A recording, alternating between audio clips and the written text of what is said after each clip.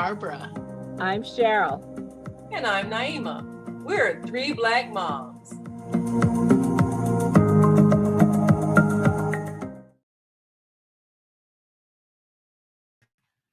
You know, they always say that the best time to make friends is when you're in school. And that's true. I mean, from the time you start preschool or kindergarten, it's easy to make friends because you have many people who are about your age. And then as you get older, and you go to high school and there are friends there and college, and then, everybody's coming in with their own experiences, and you have a community there. And sometimes, if you're lucky, you will get a job where you also kind of build a little bit of a community. And if you have school age kids, you get to know some of the moms. I have friends who I've known since Sarah was 3 and 4 years old, and there's a group of us, there's four of us, and because our kids were all dancing together. And so sometimes your kids' activities will give you a sense of community. And sometimes it lasts, and sometimes you drift away, and you say, "Oh, I remember so and so, and I never see them anymore." But when you're an empty nester and maybe you're no longer in the workplace, or you've changed workplaces, or you're retired, you start to think, well, where are my people now? And so we want to talk today about building community even as you get older, because we all need community. We all need friends. We all need someone that we can go for a walk with or just rant to. And with social media and Facebook, a lot of people forget that that's not really connecting with people. You started, and a lot of times, like, young people aren't really even on Facebook anymore because they figure it's old people. And you may connect with people that you went to the high school or college or even worked with, and you may find that you don't have as much in common with them that you used to. Maybe your political uh, values have changed. Maybe your marital status has changed. Either you're single now or always was, you're married or divorced, or they are. And so you don't have couple friendships. So, sisters, let's talk about how we build community as we age, and not just like the forced going into a nursing home kind of community, even though they try to do that. What are some of the things that you do to build community? Some of the things that I do. Um, I dance. I've been a tap dancer for about 40 years, and I still dance, and I still take classes, and I still perform. And so that's part of one community. I also go to church regularly. So that's another community, even though that changes. That changes when the pastor changes. That changes when people die, because a lot of the people are older. And I have that as a community. I have, people that I've learned to connect with in my job that I have now, which is a new job. I've only been there for about 3 years. So there's a little bit of a community there, not as much. And I go to the Y.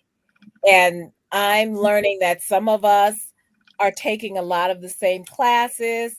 I got close with a teacher, and when she left, we decided to continue to be friends. So where are some of the other places, or some of these places, that we should be going to find our people?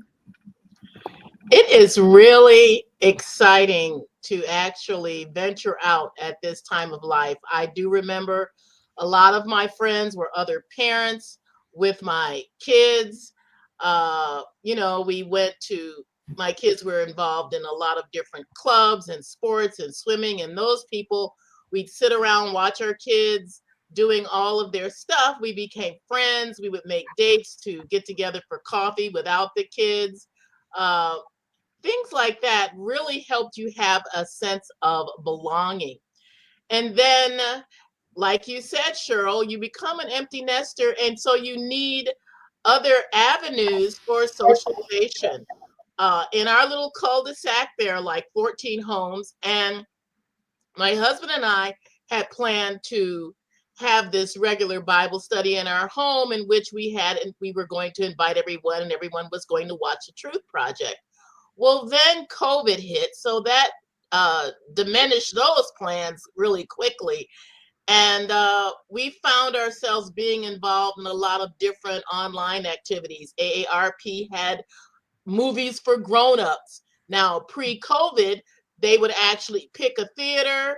You would have an opportunity to have a chance at a first-run movie. They would supply popcorn and candy. They would do these little trivia games before the movie started. And you got to meet a lot of different people then.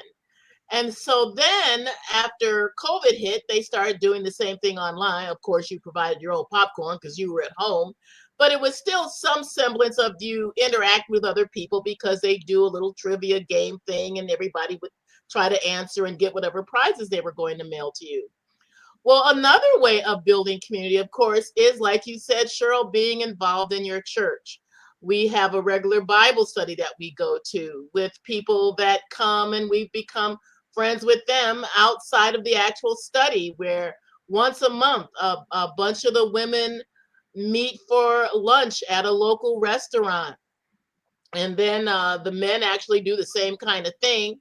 And then there are other activities, like you were saying, Cheryl, going to the Y. If you are involved in some kind of class, you meet all the same people all the time, and you start to develop friendships with those people. I have found it really unique and different because I left Chicago and moved down here, where it was like starting all over. You know, I had my home base, I had my friends, I had the people I did stuff with, I had people that I called up, regularly, and we would get together and hang out. And then that all changed. I found that becoming involved in Bible study fellowship was really a lot of fun. And the thing that made it exciting was it was like I found my place again with people. Now, I am a shepherd. I'm like shepherding 12 other women, and they're not old women. Some of them are in their 40s, some are in their 50s, but we regularly get together for food, fellowship, fun, singing, stories, and there is a connection that we have because we're sharing things about ourselves that may be confidential, and it stays in-house. So you have different groups of people that you're building community with, and you have a fellowship with, and you have a kinship with. Those things are very valuable, and they can only be done in person. I mean, I love social media. I usually use that just to keep up with people, to find out what they're doing and where they're at if I haven't heard from them in a long time. But building community is all about interacting with people on a personal level and growing together, even if you're starting over in a new neighborhood. That's probably one of the most difficult things for Right. seniors. If you have lived someplace your whole life and then things change in your life, a spouse passes away, or your children grow up, all kinds of things. And I've met people who are seniors who have had to start over. They maybe have moved to a different city. They don't know anybody. And that's when it's really hard. And also what's challenging is if you've spent your whole life building your social network around your children, and we all did this, you make friends with people because your children are friends, and then you get together, you go to your sports events with your children, and your music recitals and for your children, and all these things where you have built a network of parents that are around your children's activities. But then when your children grow up and leave and get their own lives, you don't have a reason to still hang around these people. And usually you don't, because their lives have gone another direction as well. And so it can really be it can be really a very lonely time unless you aggressively, like you all have said, go out and find things, because people forget to call and see how you're doing. And if you've got any kind of health challenge where you can't physically get out, that can really keep you isolated. During COVID, so many things were online, but there also were a lot of seniors that were not internet savvy, maybe didn't have a computer, didn't know how to work a cell phone, all kinds of stuff. So they really didn't have, yeah, they didn't have that interaction even on a screen. And so if you don't have some type of organization that you're active with before you get older that isn't connected to your children, you really should get involved now, whether it's a bowling league, or even I got a friend that she religiously goes and plays bid whist with her card. Yeah. Friends. You got to have something. You got to have people that you gather with on a regular basis that keep up with you, that will care if you are Don't show missing up. for a long time. Yeah, if you don't show up, especially if you got to the point where you do live alone because your children are gone, they got their own families, and you may see them on holidays, but other than that, everybody's into their own life. So if you don't have a group of people that see you on a regular basis, weekly or a couple of times a week or a couple of times a month or whatever it is, find something that you can get involved with. And it's so somebody knows that you're okay. Yes, and this is what's interesting, is because what is today? Oh, okay. A couple of days ago, I had lunch with a friend that we used to work together at my last newspaper job, and I hadn't seen him for a while, and we had always said, okay, we would try to keep up. And so I texted him. I said, it's time to, get together. And we just sit and we have an okay to, slightly mediocre meal. And we spend most of the time talking.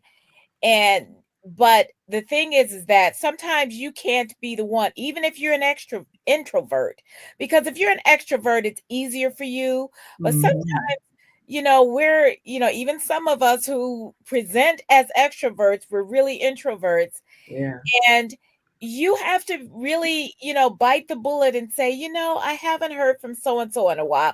Oh, they never call me. Well, the phone you're into works two ways. Yeah.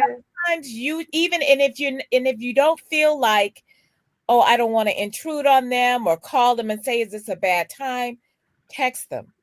And texting is the best That's thing. the new way of communication. It's a new way, but it's also a good way because it kind of keeps you from catching someone like when they're out, or they're out doing something, or they're with other people and they can't really talk. And then you start feeling some kind of way because you feel like, oh, okay, I'm going to bother them.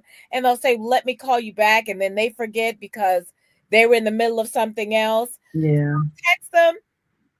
You may not hear from them for a while, and then, text them again and say, oh, I don't know, because everybody doesn't, answer their text right away. Some of us do, but some of us, it may be days before you hear from them again. But at least let them know, I'm thinking about you. We haven't seen each other for a while. How are you doing? And that's also kind of, and if you're an introvert, that's also kind of a way for you to kind of dip your toe in the water a little bit. Because we want to be around people who want to be around us, and it doesn't have to be a lot of people. My best friend and we get together once a month. We catch up, but the reason why we started doing that, we've been doing that for a few years now, but the reason why we started doing that, because after we no longer worked in the same place, we had gotten to the point of we wouldn't pick up the phone even. You were just more or less Christmas cards, every year you're going, oh yeah, we need to get together. And finally I said, oh, this is just stupid. So let's just do it. Let's just set a day and do it. Yeah. And then now it's a standing thing. And sometimes you have to do that. You have to literally make a date. And when you sit down with that person for lunch or whatever before you leave. Say, okay, let's make a date on when we could possibly get together Do again. this And again. if we have Yeah. to change it, that's fine. But at least we're going to make a date, not like, okay, I'll see you whenever, because Yeah, whenever never come, right. know, Next time you see him is at one of you all's funeral, so you don't want to Yeah. wait till that. and You know, I have found that working out and meeting people is a good place, but also the library, you know, that almost is a lost art where people don't remember that there are book clubs that happen in Yeah. libraries, yeah, not just trainings for different kinds of things like learning the technology or learning how to do research. But these book clubs are where you get to meet people, you get to form other friendships outside even those things that out of maybe your your bubble. city will offer, like group walks, Yeah. group Yep. recreational activities. These are things, and it's very easy to find in your own city. Different, I know, like here, every year they'll have like the art walk, and they've done some improvements on making people's works available. There are different festivals that are easy, that are small neighborhood festivals. Not if you're the kind of person that doesn't want to be around big crowds of people, like go downtown in Chicago on 4th of July weekend, that might be too much for you. But Yeah. small neighborhood events are great gatherings. Yard sales and garage sales are great gatherings. And you could be just the kind of person that gets around and you're out walking your dog. Do you know how many people are out walking their dogs the same time you are? Yeah. Usually people know the names of the dogs and not the names of the people. But Yeah. it's Yes. to meet friends who have the same kind of likes that you do and form friendships that are lasting. Yeah, I think that that's one of the things people can do. Get out for a walk, and hopefully you have a neighborhood that you feel safe walking in, because a lot of times that's one of the things that seniors will hesitate if they don't feel safe. But Sometimes ideally, you can find a safe safe. place. Yeah, but safe also means a lot of things. Safe also not just worried about crime or being accosted or harassed. Sometimes you don't feel safe because there isn't a good sidewalk or a safe, way for you to walk. Like in Boston, we just did a whole section in my class on disability and people who have mobility issues and how hard it is to get around Boston because of the cobblestones and the brick sidewalks and Don't uneven. wear heels on those kind of Oh, sidewalks. yeah, tell me about it. I learned the hard way.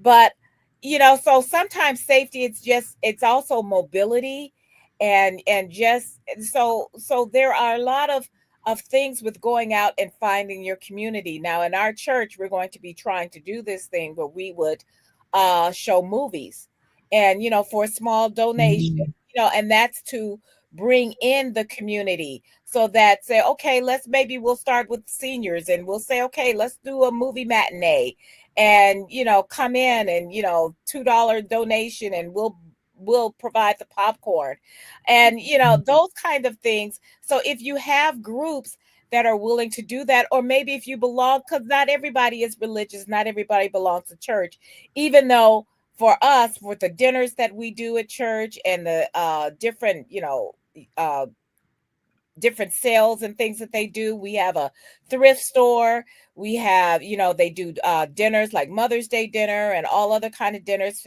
St. Patrick's Day. And that's for the community. That's not necessarily just for church people. It's never just for church people, in fact.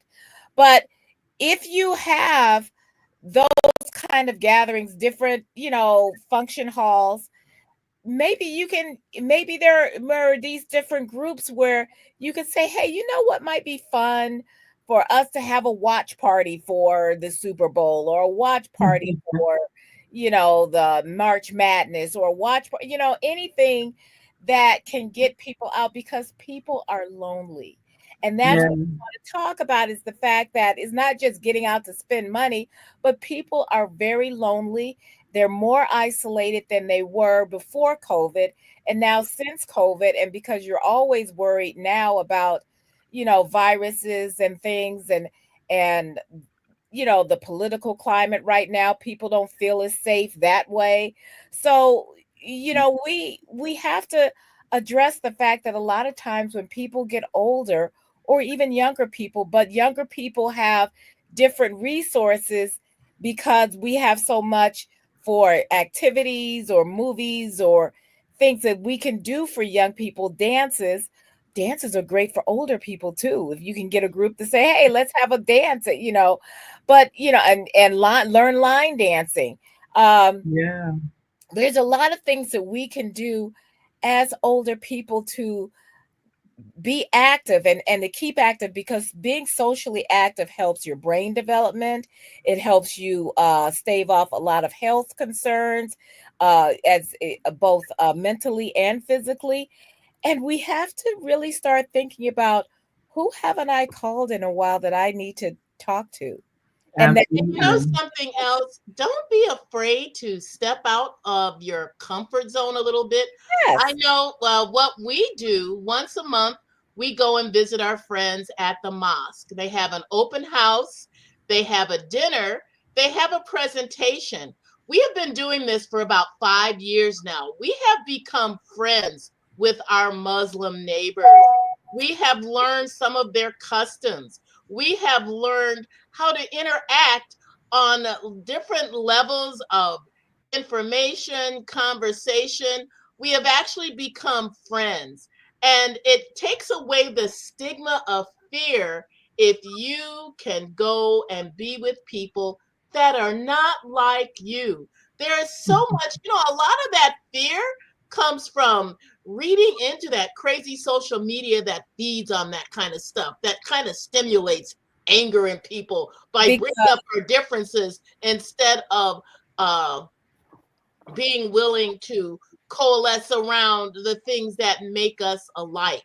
And so, why? I've also done is gotten involved with the young people on the college campus. Now, I know we're involved in campus ministry, but this is another opportunity to bridge the gap of youth. No, I don't know everything about pop culture, but I'm learning, and I have learned how to be the kind of person who can speak into young people's lives who really are searching for some kind of meaning. You have no idea how college students, they're not all like knowing what they want to do. Some of them, they need to hear some of the wisdom of an older person that's not their own mother or father, because maybe they don't listen to their folks, but they might listen to you and the things that you have to offer. That is true. And it's good to have. We are baby boomers. Mm-hmm. And Barbara and Naima, your children are millennials. Mm-hmm. I'm a Gen Zer. Mm-hmm. So, and a lot of them have different concerns, even from the millennials, about, their college loans. What are they going to do afterward? And you have to tell them, with the wisdom that you have gleaned through your years, is what you want to do at 20, 21, 22 isn't who you need to be for the rest of your life. Now, when we were all in college, you went to college, you studied this one thing, and that was the one thing that you were going to. That was your life forever. But it took years of us realizing, you're not even going to be the same person in 10 years. Every 10 years, you're going to be a whole different person anyway. Older. You're hopefully wiser. Actually, even physically, every 7 years, your body regenerates. So That's you don't true. have all the same cells anymore. So, and telling them and being able to tell someone, do what you want to do now. Don't look for your dream job out of college. Look for your first job. Right. And that job could actually change the direction of your life, depending on your experience. Exactly. I never would have thought coming out of college that my last job, because this is going to be my last job, I hope, is what would be teaching. Yeah. And I never thought that I would be on a college campus with all of these young people that could be my grandchildren. But you never know. Invigorating. It's invigorating. And that's another thing. I think it's important for seniors to stay connected with young people. Because a A lot Have of us friends who never are had younger children. than you. Yes, Have friends who are younger than you. yes. I'm the oldest in my friend group of the four of us who, whose kids all danced for years. I'm the Mm-hmm. oldest one because I had Sarah old. So I was old when I had, but we're all still close. But they're saying, "Oh no, there's no way that you're that." Yeah, I am. I think I'm like 10 years older. I'm more than 10 years older than the next oldest. They So always think you're the same age that they are anyway, because you're running with them. exactly. But it's also important to have people who are younger. In my tap class, because we have a mix. We have people who are right out of college, right out of grad school, and then we have college students. And it's funny because I consider some of these people who are 30 years younger than me my friends. But because we have that common shared community, it Yeah. works. And we Yeah. can't just be around all old people, because how all we do is talk about how bad we have it. Oh. How something hurt, broke. Do not be around that old energy. That will kill you. You have to be around people who are vibrant and lively, because there's no reason to Have age. the old lady talk, or the old man talk. Oh, my friend who's Talking about their latest operation. and he says to me, my friend says to me, this is like whack-a-mole. Every time something else, I get better on one thing, something else hurts or so, and that's true, like But you can do some things that are appropriate for your age group that are fun. Like, when Earth, Wind and Fire has a concert, who's going to hear them? Us, our age group, even though they still got their fan base, but we know that this was our era. And we're Stevie Wonder, come on now. So we're gonna go to these concerts of those people who were young when we were young, but it's still a lively event and something to kind of reinvigorate you. And it's a lot of fun because you get a chance to reminisce. Sarah and I last night went to see Riverdance. Yes. Oh, I bet that was fun. It was so much fun. And those are the things, the concerts, the plays that you never got a chance, the movies. Take yourself out. And I'm going to tell you, even if you got to go by yourself, because, we did that whole show about, not going to movies with Black people. But they too loud. They too loud. They got to talk all the way through the movie. And we used to be those people. But yes. And I never went another show. For that reason. But the whole thing is that find your people. We're all human beings are supposed to be social, and stay off of Facebook if it makes you angry, because rhythms are there to make you angry. They're there, and the longer you become enraged, the longer you stay on this, the more poison that you're putting into your soul. So stay off of those things that make you angry, and look for the funny stuff. Some of these comedians, look at that. Uplifting stories. Look, we have to keep informed, because that's who we are. But,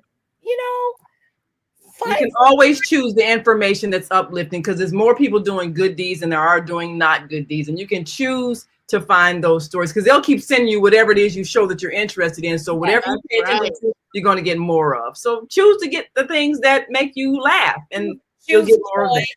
Choose community, and choose to live. There you go. Well, thank you all for joining us on Three Black Moms. And remember to build community as you age, because life goes on and you should go on with it and enjoy it. So until next time, make sure you like and subscribe and hit that bell for our YouTube channel, and like us on Facebook. And we'll see you next time on Three Black Moms. Until then, I'm Naima. I'm Cheryl. I'm Barbara. We are Three Black Moms.